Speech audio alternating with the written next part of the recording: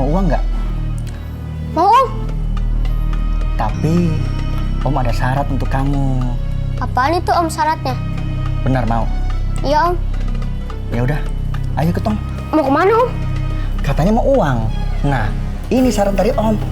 Ayo. Om, aku nggak mau Om. Om, aku nggak mau Om.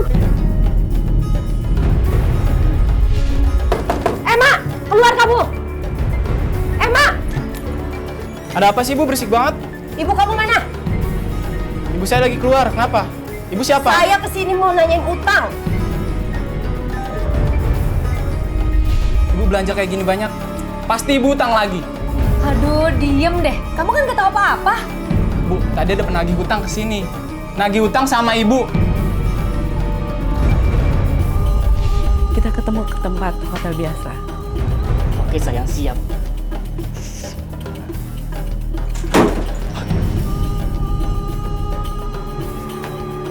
Berani-beraninya lu pacaran sama nyokap gue!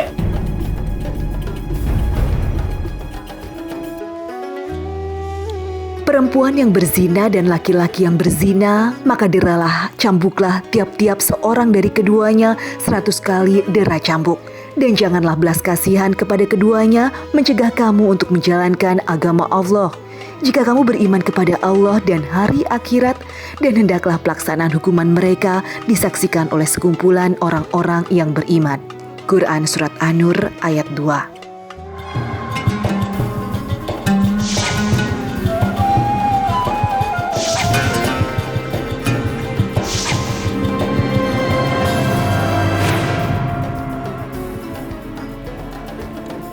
Assalamualaikum warahmatullahi wabarakatuh. Selamat pagi pemirsa Tawakal yang dirahmati Allah Subhanahu wa taala. Saya Farid Hasan kembali menjumpai Anda, dan pemirsa di studio saya tidak sendiri. Saya sudah bersama dengan Bapak Ustadz Muhammad Ziyad. Assalamualaikum Pak Ustadz. Waalaikumsalam warahmatullahi wabarakatuh.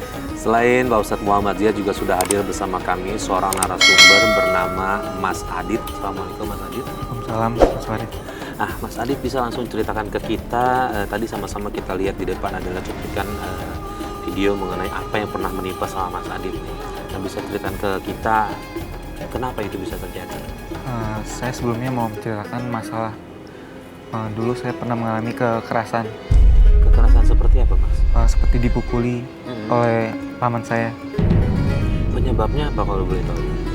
Saya dibawa ke suatu tempat, lalu saya dihajar, dipukuli, terus saya juga mengalami pelecehan.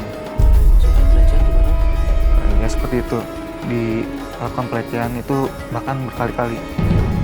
Kekerasan seksual maksudnya begitu? Ya bisa bilang begitu. Kok bisa terjadi seperti itu? Bagaimana ya Mas? Saya juga nggak tahu, tiba-tiba seperti itu terjadi. Jadi dia sudah lama tinggal di rumahnya sendiri. Cuma setelah ayah saya meninggal, waktu itu saya masih kecil, masih SD. Jadi dia sering datang ke rumah, sering menginap di rumah. Jadi setelah ibu saya lagi keluar atau nggak di rumah, dia melakukan hal seperti itu. Dit, Iya Om. mamamu kemana? Kata Mama sih, Mama mau ke rumah teman. Oh gitu. Kamu gak jajan? Adit gak punya uang Om. Soalnya Mama gak ngasih. Kamu mau uang nggak? Mau Om. Tapi Om ada syarat untuk kamu. Apaan itu Om syaratnya? Benar mau? Iya Om. Ya udah, ayo ketong. Mau kemana Om? Katanya mau uang. Nah, ini syarat dari Om. Ayo. Om, aku nggak mau Om. Om, aku nggak mau Om. Berapa lama dia melakukan hal seperti itu? Kurang lebih 6 sampai dengan 7 tahun. Astagfirullahaladzim. Sejak saya SD sampai dengan menginjak SMA. Mas Adit nggak cerita sama ibu atau sama saudara yang lain? Saya nggak berani cerita. Mas Adit berapa berkeluarga? Saya anak tunggal, Mas. Anak tunggal. Iya. Dan alasannya Om tinggal di situ apa? Saya nggak tahu, dia sering datang aja, sering menginap semenjak ayah saya sudah nggak ada. Ya Allah nih Pak Ustadz, bagaimana nih Pak Ustadz mengungkap masalah penyimpangan yang dilakukan oleh Omnya nih Pak Ustadz? Bismillahirrahmanirrahim, para pemirsa yang dihormati Allah. Tadi kita baru dapat cerita kisah dari Mas Adi, tadi kita ikut prihatin. Karena seharusnya paman tadi kan, paman kan harusnya melindungi keponakannya. Tapi yang terjadi kan justru melakukan praktek penyimpangan, kalau tadi bisa kita kategorikan penyimpangan atau pelecehan seksual. Karena itu para pemirsa sekalian, Nabi SAW itu senantiasa mengingatkan kepada kita semuanya bagaimana anggota keluarga itu memberikan pendidikan yang baik kepada anak-anaknya. Salah satunya apa? Keteladanan. Kita lihat bagaimana kisah Nabi SAW, apa yang dilakukan, yaitu bagaimana mengawasi anak-anak kita. Kemudian yang kedua adalah melatih anak-anak kita supaya berada dalam kebaikan. Salah satu diantaranya adalah Nabi sering mengajak cucunya itu datang ke masjid, sholat berjamaah, mengajar mengaji. Itu semua adalah sesungguhnya dalam kerangka untuk berikan dari itu. Yang kedua, dalam kaitan ini juga penting kita lingkungan itu bisa mengamati apa yang terjadi sesungguhnya dalam lingkungan kita. Makanya Ibnu Khaldun dalam karya yang terkenal itu kan menjelaskan begini, Ar-Rajul Ibnu Bi'an atau Al-Mar'u Ibnu Bi'an. Seseorang itu adalah anak daripada lingkungannya. Kalau lingkungannya baik, maka anaknya akan terbentuk secara baik. Tapi kalau lingkungannya tidak baik, maka akan terbentuk nanti karakternya menjadi tidak baik. Lah, konteks Mas Adi tadi itu adalah lingkungan yang tidak baik adalah dihasilkan, diproduk oleh lingkungan terdekatnya, yaitu pamannya sendiri. Padahal kalau kita lihat, paman ini adalah mewakili tugas ayahandanya. Karena ini saudara paman. Jadi kalau kita lihatin dalam konteks hukum, ini melanggar hukum yang sangat berat karena tidak memberikan pelindungan kepada anggota keluarga, dalam hal ini adalah pada keponakannya sendiri. Ya, apalagi tambah menyiksa dan juga melakukan kekerasan seksual. Iya, tadi ini kan ada dua hal penting. Yang pertama adalah melakukan pemukulan, itu tidak dibolehkan. Yang kedua adalah melakukan pelecehan seksual. Kalau dalam konteks Nabi itu kan, kalau anakmu tidak nurut, kamu dibolehkan mukul, misalkan fadribu, pukul lah. Tetapi misalkan diajari ketika sholat, sampai umur 7 tahun, 10 tahun, kalau tidak mau maka fadribu, pukul lah. Tetapi Nabi kemudian memberikan penjelasan, pukul yang tidak menyakiti, misalkan di kaki dengan pukulan yang ringan. Makanya Nabi memberikan perlindungan, nggak boleh di anggota badan, di anggota dada, itu adalah dalam rangka memberikan proteksi. Begitulah luar biasa keluhuran ajaran Islam memberikan perlindungan pada anak. Kenapa? Karena ini adalah masa depan bagi perjuangan Islam, bagi perjuangan suatu negara, perjuangan masyarakat. Maka dari kecil dilindungi supaya anak ini menjadi tumbuh secara baik. Lalu kemudian Mas Adit selama 7 tahun itu sama sekali nggak ngomong sama siapapun. Iya, saya tidak ada komunikasi terutama sama ibu saya. Kenapa? Karena takut atau di bawah ancaman? Memang ibu saya itu sering membela paman saya. Jadi kalaupun saya bercerita, mungkin dia akan membela paman saya. Nah, kemudian ceritanya seperti apa sampai kemudian Mas Adit terlepas dari belenggu paman seperti itu? Jadi setelah itu saya masih berhubungan dengan paman saya, cuma saya di luar saya bisa pergaulannya menjadi seperti itu. Menjadi seperti apa? Saya jadi bisa dibilang jadi laki-laki simpanan wanita. Nah, kenapa Mas Adit memutuskan untuk menjadi laki-laki simpanan? Atas dasar apa? Karena kebetulan untuk membiayai hutang-hutang dan kebutuhan ibu saya. Ibunya berhutang dari mana? Ibu saya itu saya nggak ngerti, pokoknya dia ada hutang.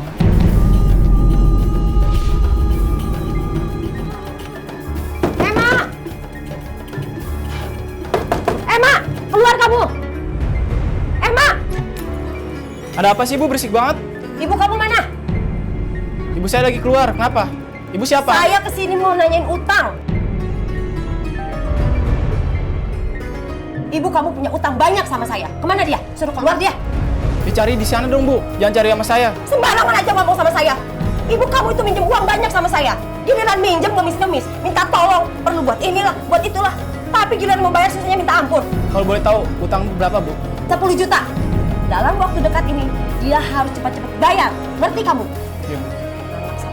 Sama aja. Dit? Iya, Bu. Wah. Ibu habis belanja. Katanya mau ke rumah Tante Suci. Emang kenapa kalau habis belanja? Uang dari mana, Bu? Ibu belanja kayak gini banyak. Pasti ibu utang lagi. Aduh, diem deh. Kamu kan gak tahu apa-apa. Bu, tadi ada penagih hutang ke sini. Nagih hutang sama ibu. Udah, kamu nggak usah ikut campur. Itu urusan ibu. Bu, kenapa sih, Bu? Setelah ayah meninggal, ibu jadi kayak begini. Kalau kamu nggak suka, kamu boleh pergi dari sini. Bu!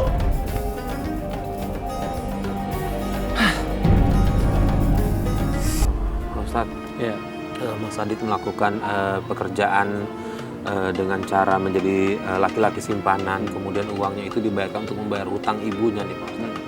Jadi gini, kalau kita buka di dalam surat Al-A'raf maupun dalam surat Al-Anbiya, Allah Subhanahu wa taala mengkategorikan ada dua jenis pekerjaan. Yang pertama itu adalah apa yang dimaksud dengan perbuatan fahisyah.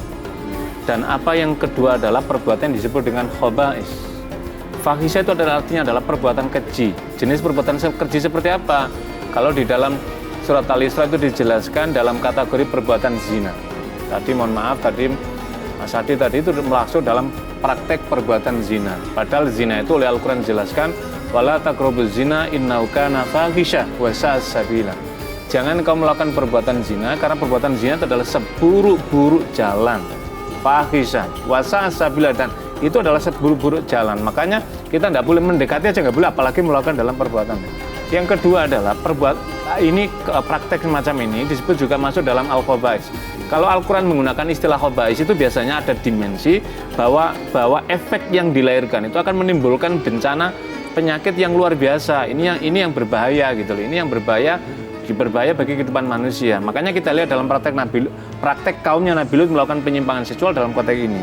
Tetapi jauh lebih dari itu Mas Farid, kalau kita lihat kisah kehidupan Mas Adit sebelumnya, inilah saya kira kenapa Nabi memberikan warning keras tentang misalkan kalau ada pertengkaran di rumah tangga, kalau ada praktek kehidupan orang dewasa, jangan dilihat anak-anak yang belum memadai alam berpikirnya. Itu dalam rangka adalah ketika supaya dewasa, anak ini tidak meniru perbuatan ini. Lah, Mas Adi tadi itu kalau kita kategorikan dalam psikologi pendidikan, itu apa yang dimaksud dengan orang mengalami trauma. Trauma inilah yang kemudian terstruktur dalam pikirannya, penyimpangan seksual yang dialami pada masa kecilnya ini, kemudian akhirnya membentuk karakter dia ketika dia di usia remaja atau dewasa, maka kemudian akhirnya terjerumus dalam praktek ini. Yang ketiga adalah ini lagi, tadi memang niatnya baik untuk menolong ibunya, untuk membayar hutang, tetapi tidak dibolehkan melakukan membayar hutang itu perbuatan mulia, perbuatan baik, tapi tidak boleh berasal dari hasil dari perbuatan yang fahisyah dan khaba'is tadi itu. Itu yang tidak boleh. Karena apa? Allah Subhanahu wa taala mengatakan begini, Kulu wasrabu mir rizqillahi halalan thayyiba. Makan dan minumlah kamu sekalian dari rezeki yang telah Allah berikan kepada kamu dengan cara yang halal dan thayyib. Ini tidak halal dan ini tidak thayyib, maka tidak sepantasnya tidak dibolehkan dalam melakukan perbuatan semacam itu. Nah, Mas Adit pernah nggak bertanya sama ibu dia berhutang gara-gara apa? Nah, saya pernah bertanya, cuma dia tidak mau menjelaskan utangnya untuk apa, karena dia juga saya nggak tahu banyak kegiatannya. Dia sering keluar kemana, jadi setiap saya tanya dia diam aja. Mungkin dia kalau marah dia melakukan kekerasan. Mas Adit tadi melakukan menjadi simpanan seseorang begitu, apakah bagian dari rasa dendam Mas Adit sama omnya Mas Adit? Saya tidak ada dendam seperti itu, cuma itu karena jadi terbiasa. Awalnya saya untuk menutupi hutang karena kebutuhan, jadi saya terjerumus ke kegiatan seperti itu. Jadi awalnya saya tahu dari paman saya, nggak hanya cuma laki-laki tapi dengan lawan jenis juga. Cuma untuk 4 tahun terakhir ini saya hanya dengan wanita-wanita kaya saja. Mas Adit masih melakukan hal seperti itu? Masih, makanya saya ingin berubah, tapi saya belum tahu karena bagaimana caranya, karena saya juga butuh untuk biaya berobat ibu saya dan membiayai hutang-hutangnya. Selain hutang berarti ibu sakit ya? Sakit apa? Iya. Jadi semenjak ayah saya meninggal, dia mulai banyak hutang dan rumah kita juga sudah disita oleh bank. Dan saya juga bingung bagaimana saya mencari uang selain dengan cara seperti itu. Berarti sekarang tinggal ngontrak. Iya, saat ini saya mengontrak. Pak Ustadz, Mas Adit ingin berubah, cuma sepertinya sulit karena dia harus menyelesaikan semua utang-utang ibunya dan juga menjadi tulang punggung keluarga. Tapi dia pengen banget berubah nih Pak Ustadz. Iya, saya ingin menggarisbawahi apa yang disampaikan oleh Mas Adit tadi. Niatan yang pertama ingin berubah itu merupakan niatan yang baik. Maka kita tuntun, Mas Farid, program ini menuntun dia untuk jalan baik. Yang kedua tadi ada ucapan, saya ingin berubah tapi saya sulit dengan cara apa? Karena membayar utang. Harus ingat bahwa sesungguhnya yang ada di muka bumi ini, siapa yang menjaga kehidupan kita ini? Allah Ar-Razzaq, Allah dat yang memberikan rezeki. Kata Nabi SAW itu begini, sesuatu yang baik albirru, sesuatu yang baik itu apa? Ma'id mana ilahil qalbu wat mana ilahin nafsu, sesuatu yang dapat menenteramkan jiwamu dan dapat menenangkan hatimu. Wal ismu, sedangkan perbuatan dosa itu adalah maha kafi nafsika wa taraddada fi sodrika, sesuatu yang dapat menimbulkan jiwamu tidak pernah tenang dan tenteram dan menimbulkan dadamu dak-dik. Itu apa? Kalau ada orang mengetahui, kalau diketahui orang lain, ini kan tidak hanya orang lain mengetahui, tapi kalau cuma diketahui sama suami orang, Anda bisa hancur ini. Yang berikutnya adalah ini berarti seseorang telah menghancurkan martabat marwah diri sendiri. Karena itulah segeralah Mas Adit kembali kepada jalan, bertaubat dengan tobat nasuka, yakinlah bahwa Allah yang berikan rezeki, Allah akan menyediakan rezeki. Nah, ibunya Mas Adit tahu nggak sih Mas Adit melakukan pekerjaan seperti itu? Ibu saya sebenarnya tahu, cuma bagaimana lagi, saya juga mencari uang tersebut untuk biaya hutang-hutangnya. Jadi ibu tahu cuma karena buat kepentingan ibu membiarkan seperti itu. Pak Ustadz, kalau ada orang tua tahu Ustadz, anaknya melakukan hal yang salah, tapi dibiarkan, seperti apa nih Pak Ustadz? Jadi kalau ada seseorang mengetahui bahwa yang berada dalam tanggungannya itu melakukan perbuatan dosa dan dia membiarkannya, maka orang yang mengetahui ini mendapatkan dosa. Makanya kalau dalam konteks kehidupan masyarakat yang lebih besar, Mas Farid, itu kan Nabi SAW mengatakan begini, man ra'a minkum mungkaran falyughayyiru biyadi. Siapa orangnya yang mengetahui perbuatan mungkar, ini perbuatan mungkar. Dan kalau dalam kehidupan masyarakat, falyughayyir, maka rubahlah ia dengan tangan. Kalau dalam kekuasaan berarti penguasa. Ketika menyaksikan masyarakatnya misalkan minuman keras, praktek zina, penguasa harus menghentikan dengan tangannya. Kita juga berikhtiar dengan tenaga. Kalau tidak bisa, fabilisanihi, fa'ilam yastati bilisani. Kalau tidak bisa dengan lisan apa mananya? Kayak kita gini menyuarakan kebaikan, menyiarkan kebaikan supaya orang ikut dalam ini. Kalau ini pun tidak mampu, ada ketakutan tidak mampu, maka hendaklah orang itu apa? Ya melakukan dengan doa. Berdoa mudah-mudahan kita terhindar dari berdoa. Wadzalika at'aful iman, tetapi langkah yang ketiga ini itulah selemah-lemah iman. Lah kalau dalam konteks tadi itu apalagi bukan lagi ibunya membiarkan saja dan mengetahuinya, padahal ini anaknya, seharusnya anaknya itu dicegah, nak jangan kamu lakukan ini perbuatan dosa, ibu tidak rela. Karena ibu juga akan menghadapi kesulitan ketika Anda, mestinya begitu, tidak membiarkannya. Saya kira apapun alasannya, ini berarti ibu ini tidak sayang kepada anaknya dan ibu ini berarti terus menjerumuskan anaknya. Para pemirsa yang dirahmati Allah, kita sebagai orang tua ketika melihat anak kita ini, justru tugas kita adalah menuntun anak kita, mencegah anak kita supaya tidak jatuh dalam perbuatan yang dimurkai Allah Subhanahu wa taala. Baik, Mas, selain bekerja seperti itu melayani kebutuhan biologis dari laki-laki maupun perempuan, apakah semuanya berjalan lancar? Awalnya berjalan lancar. Saya juga mendapatkan banyak uang dari hasil seperti itu, dan itu juga bisa saya gunakan untuk biaya hutang-hutang ibu saya dan berobat ibu saya yang mengalami depresi karena semenjak rumah disita dan kita mengontrak. Jadi selama ini lancar-lancar aja, cuma saya pernah sekali itu digerebek oleh anaknya pacar saya yang jadi saya menjadi simpanannya gitu. Jadi digerebek di kos-kosannya. Cuma setelah kejadian itu saya nggak diam aja, saya mencari lagi. Sayang, kamu tambah cantik aja nih. Kamu bisa aja. Sayang, aku boleh minta uang lagi nggak? Untuk apa? Kan kemarin baru aku transfer. Uang kemarin udah habis sayang. Kamu kan tahu biaya hidup aku tinggal sedikit. Aku cuma minta 5 juta doang kok sayang. Bisa nggak ada sih? Iya, besok aku transfer lagi deh. Tapi besok temenin aku dulu ya. Kita ketemu ke tempat hotel biasa. Oke sayang, siap.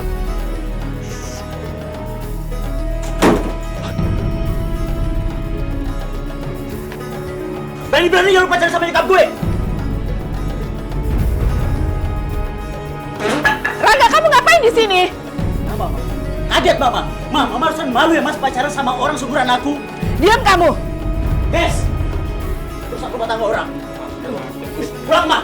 Malu aja.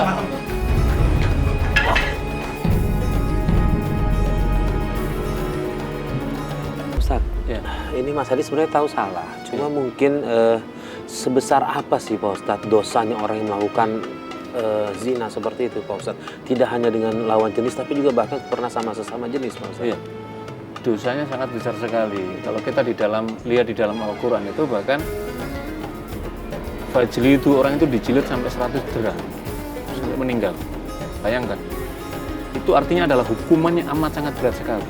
Di riwayat yang lain bahkan diasingkan orang, yang tidak boleh bergumul sama orang. Jadi menunjukkan bahwa perbuatan yang pertama dosanya sangat besar sekali, yang kedua ini adalah perbuatan yang menghinakan diri. Karena itu seharusnya ketika ada orang kesadaran seperti ini mesti harus bangkit dan berubah gitu. Tidak ada orang yang mau terjerembab dalam perbuatan ini. Saya justru malah begini, malah jangan-jangan Mas Adit ini, mohon maaf ini, tidak semata-mata untuk menghutang ini, tapi mohon maaf ada ketagihan seksualitas itu dalam penyimpangan. Mas Adit kan? Iya, karena sudah terjebak dalam jauh itu. Karena itulah makanya inilah saya kira bagian dari tugas kita semua ini adalah bagaimana menarik orang-orang seperti Mas Adit dan di dalam komunitas ini kita tarik, kita bawa supaya Pak, ini adalah bagian tanggung jawab kita untuk menyelamatkan supaya tidak ada orang yang jatuh dalam perbuatan ini. Tapi lebih dari jauh itu Mas Adit, kita juga mengingatkan tadi Mas Adit untuk membayar hutang pada ibunya. Dan kemudian ibunya merobati. Yakinlah bahwa ketika mengobati ibunya dengan jalan yang tidak apa ini, bukan semakin menyembuhkan pada ibunya, tetapi ibunya juga masih dalam himpitan semacam ini. Makanya tidak boleh menolong perbuatan baik, tapi kemudian berasal dari jalan hitam, makanya tidak dibolehkan. Maka tidak dibolehkan. Jangankan sampai tingkat seperti itu. Ketika orang yang dalam keadaan sakit, mohon maaf, berobatnya saja itu harus dari bahan yang dihalalkan oleh Allah, tidak boleh dari bahan yang diharamkan. Saya misalkan orang ada sakit jantung berat, maka kemudian ada wah ini minyak, tapi minyaknya dari unsur anhizir, makanya tidak dibolehkan, harus dalam keadaan yang dihalalkan. Apalagi dalam konteks tadi itu pekerjaan yang diharamkan oleh Allah Subhanahu wa taala. Kita ingat bagaimana Mas Farid, kaumnya Nabi Lut alaihissalam, yaitu mereka melakukan praktek LGBT. Apa itu? Praktek hubungan seksualitas sesama jenis. Yang kedua adalah praktek kehidupan seks secara bebas. Maka apa yang terjadi? Kaumnya Nabi Lut Allah tenggelamkan dalam dasar muka bumi. Apa maknanya? Hukumannya amat sangat berat sekali. Jadi karena itu Mas Adit kembali pada jalan. Kalau Anda kembali pada jalan yang baik, nanti Allah akan menuntun pekerjaan Mas Adit. Maka kemudian ibunya juga Allah tuntun, Allah berikan kesembuhan. Tapi kalau Anda tidak mempertobat, yakinlah Allah juga akan diberikan pertolongan pada ibu yang untuk kesembuhan ibunya. Anda juga akan terjebak dalam perbuatan ini dan beresiko menanggung beban penyakit, baik itu penyakit jasmania maupun penyakit kehidupan sosial. Lalu bagaimana Pak Ustadz, walaupun memang mendapatkan uang seperti yang dilakukan Mas Adit, tapi dia niatnya adalah untuk membantu orang tua. Tidak mungkin diboleh. sama juga dengan kasusnya misalnya nih, dengan uang hasil yang kurang baik kemudian diamalkan atau segala macam, itu bagaimana hitungannya Pak Ustadz? Tidak dibolehkan. Jadi kalau analognya dia begini, Allah zat yang maha suci hanya mau menerima halal yang bersifat suci. Kalau ada, mohon maaf misalnya, kalau ada orang misalkan sama dengan kasus korupsi, wah saya korupsi tapi saya nyumbang masjid, tidak diterima. Innallaha la yaqbalu, Allah tidak akan menerima min shadaqatin dari shadaqah menalu dari ini. Begitu juga dalam konteks ini, menolong orang lain tapi dari hasil praktek perbuatan hitam, maka ini tidak dibolehkan. Hasil ini kemudian kita makan saja, itu sama dengan kita memakan bara api yang menyalur dalam kehidupan kita. Baik, Mas Adit, Mas Adit nggak mau coba cari pekerjaan lain? Saya sudah coba cari pekerjaan lain, cuma sampai saat ini belum mendapat. Mas Adit, mohon maaf, bersekolah sebelumnya? Saya SD sampai SMA. Sampai SMA sekolah, tidak kuliah? Tidak. Tidak, artinya uang dari hasil kerjanya Mas Adit benar-benar murni untuk orang tua, begitu? Iya, untuk membayar hutang-hutang itu. Dan saya juga sebenarnya juga membutuhkan perhatian orang tua juga, karena kan ayah saya sudah tidak ada. Tinggal ibu ya? Iya. Nah ya Pak Ustadz, ada dari Mas Adit bilang ternyata memang sebenarnya butuh perhatian dari orang tua. Harusnya orang tua apa yang orang tua lakukan ya Pak? Jadi gini Mas Farid, kalau kita tarik agak mundur lagi, ini ada paralelnya. Tadi kan masa kecilnya tidak mendapatkan perhatian tadi. Biasanya orang tidak mendapat perhatian, nanti ketika dewasa, jalan menyimpang itu mencari peluapan dapat perhatian orang.